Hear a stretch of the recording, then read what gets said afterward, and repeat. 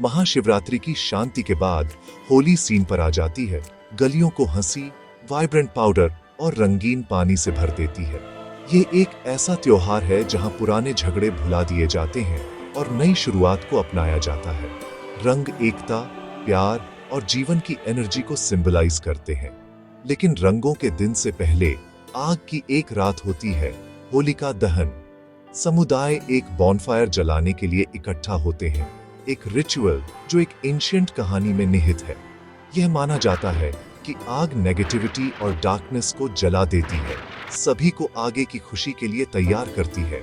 लोग आग के चारों ओर घूमते हैं, स्वास्थ्य और समृद्धि के लिए प्रार्थना करते हैं। यह बॉनफायर सिर्फ ट्रेडिशन नहीं है, यह विश्वास, साहस और बुराई पर अच्छाई की जीत का प्रतीक है। होलिका दहन के पीछे की कहानी त्योहार को मीनिंग देती है, हमें याद दिलाती है कि सच्चाई और अच्छाई हमेशा जीतती है।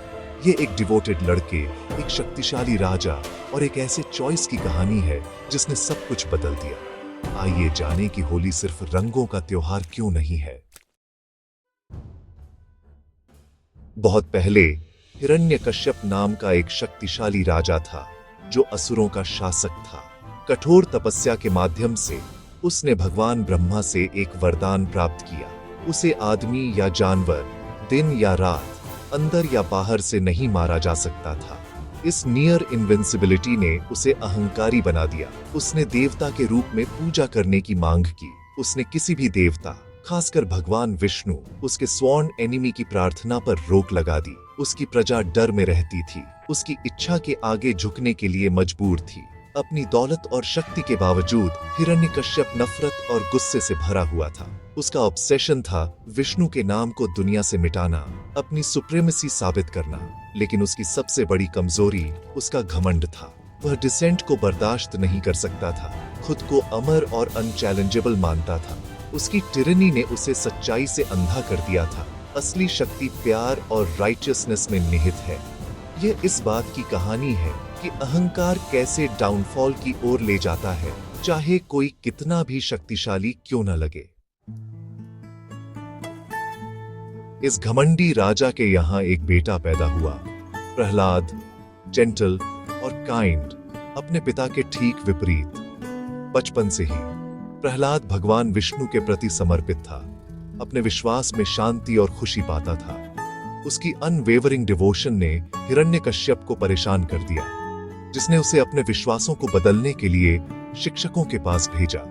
लेकिन प्रहलाद का दिल स्टेडफास्ट रहा।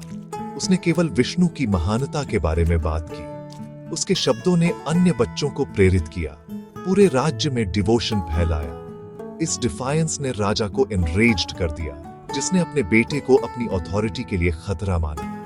प्रहलाद को आइसोलेशन और हार्डशिप का सामना करना पड़ा, लेकिन उसका विश्वास कभी नहीं डगमगाया। वह मानता था कि विष्णु हमेशा उसके साथ थे, उसे साहस देते थे। अपने ही घर में आउटकास्ट होने के बावजूद प्रहलाद दृढ़ रहा। उसका कन्विक्शन अटूट था, दूसरों के लिए आशा की एक बीकन। प्रहलाद की कहानी दिखाती है कि सच्चा विश्वास हमें सही के लिए खड़े होने की शक्ति देता है। खतरे का सामना करने पर भी उसकी डिवोशन कभी नहीं डगमगाई। जब हिरण्यकश्यप को प्रहलाद की भक्ति का पता चला तो उसका गुस्सा फूट पड़ा। उसने पूछा, विष्णु की पूजा क्यों करते हो? क्या मैं सबसे महान नहीं हूं? शांत होकर प्रहलाद ने उत्तर दिया, विष्णु सभी के रक्षक हैं जो हर किसी में मौजूद हैं। राजा ने इसे रिबेलियन के रूप में देखा और क्रूल पनिशमेंट्स का आदेश दिया। प्रहलाद को पहाड़ों से फेंक दिया गया, हाथियों द्वारा कुचला गया, सांपों के बीच फेंक दिया गया और जहर दिया गया, लेकिन उसे कुछ भी नुकसान नहीं पहुंचा। हर बार प्रहलाद विष्णु का नाम जपता था, उसका विश्वास उसे बचाता था। राजा इन चमत्कारों से बैफल्ड और एनरेज्ड था। जितना अधिक उसने प्रहलाद को तोड़ने की कोशिश की, उतना ही उसके बेटे का विश्वास मजबूत होता गया। हिरण्यकश्यप का ऑब्सेशन बढ़ता गया। वह प्रहलाद की भक्ति को नष्ट करने के लिए दृढ़ था, लेकिन वह यह देखने में विफल रहा कि प्रहलाद की शक्ति उसकी आत्मा से आती थी, न कि उसके शरीर से। राजा के गुस्से ने केवल उसके अपने डाउनफॉल को गहरा किया। जैसे जैसे राजा की डेस्परेशन बढ़ी, उसकी बहन होलिका ने एक सिनिस्टर प्लान बनाया। होलिका, एक असुर जिसके पास एक मैजिकल शॉल था जो उसे आग से इम्यून बनाता था, ने मदद करने की पेशकश की। चलो एक बहुत बड़ा बॉनफायर बनाते हैं, उसने कहा। मैं अपनी शॉल से बची हुई प्रहलाद को अपनी गोद में लेकर आग में बैठूंगी। वह मर जाएगा और तुम्हारी परेशानियां खत्म हो जाएंगी। हिरण्यकश्यप सहमत हो गया। जीत के प्रति आश्वस्त था। तैयारियां शुरू हुई। एक विशाल पायर बनाया गया और लोगों को इस घटना का गवाह बनने के लिए बुलाया गया। राजा चाहता था कि हर कोई उन लोगों का फेट देखे जो उसे डिफाई करते थे। प्रहलाद निडर होकर विष्णु का नाम जपता रहा। उसका विश्वास अनवेवरिंग था। जैसे ही शाम हुई, होलिका प्रहलाद के साथ पायर पर बैठ गई। खुद को मैजिकल शॉल में लपेट लिया। आग जलाई गई। लपटें ऊंची उठी। भीड़ तनावपूर्ण चुप्पी में देख रही थी। प्रहलाद के अंत की उम्मीद कर रही थी, लेकिन प्रहलाद शांत रहा, अपने रक्षक पर भरोसा करता रहा। होलिका का कॉन्फिडेंस एब्सोल्यूट था। उसे विश्वास था कि वह इनविंसिबल थी। राजा इंतजार कर रहा था, निश्चित था कि बुराई जीत जाएगी। फिर भी उस पल में विश्वास और शक्ति का असली टेस्ट शुरू होने वाला था। बॉनफायर जल उठा और होलिका और प्रहलाद दोनों का फेट बैलेंस में लटका हुआ था। क्या डार्कनेस जीतेगी या फेथ प्रबल होगा? जैसे ही लपटें रोरिंग हुईं, एक अचानक हवा ने मैजिकल शॉल को होलिका से छीन लिया और उसे प्रहलाद के चारों ओर लपेट दिया। होलिका अब अनप्रोटेक्टेड उस आग से भस्म हो गई जिसे वह नियंत्रित करती थी। प्रहलाद शॉल से बचा हुआ अनहार्म्ड बैठा था, शांति से विष्णु का नाम जपता रहा। भीड़ ने गास्प किया। जिसे प्रहलाद को नष्ट करने के लिए बनाया गया था, उसने उसे बचा लिया था। होलिका का वरदान प्रोटेक्शन के लिए था, उसकी ईविल इंटेंट के कारण उसके खिलाफ हो गया। जब आग बुझ गई तो प्रहलाद अनस्केथ्ड निकला। उसका विश्वास पहले से कहीं ज्यादा चमक रहा था। लोगों ने एक चमत्कार देखा। निर्दोष बच गया, दुष्ट मर गया, हिरण्यकश्यप स्पीचलेस रह गया, उसकी योजना बर्बाद हो गई। बॉनफायर ने डिवोशन की शक्ति और अहंकार के डाउनफॉल को साबित कर दिया था। प्रहलाद का सर्वाइवल आशा और राइचियसनेस का प्रतीक बन गया। होलिका दहन की कहानी इस मिरेक्युलस रात से पैदा हुई थी। प्रहलाद का सर्वाइवल बुराई पर अच्छाई की एक स्पष्ट जीत थी। लोग जो कभी फियरफुल थे, अब आशा देखते थे। टायरनी को चुनौती दी जा सकती थी। होलिका का अंत दिखाता है कि बुराई के लिए इस्तेमाल की जाने वाली शक्तियां डिस्ट्रक्शन लाती हैं। प्रहलाद की जीत ताकत से नहीं, बल्कि विश्वास और शुद्धता से थी। उसका एकमात्र हथियार डिवोशन था, उसकी ढाल अनवेवरिंग बिलीफ। बॉनफायर नेगेटिविटी और डार्कनेस को जलाने का प्रतीक बन गया।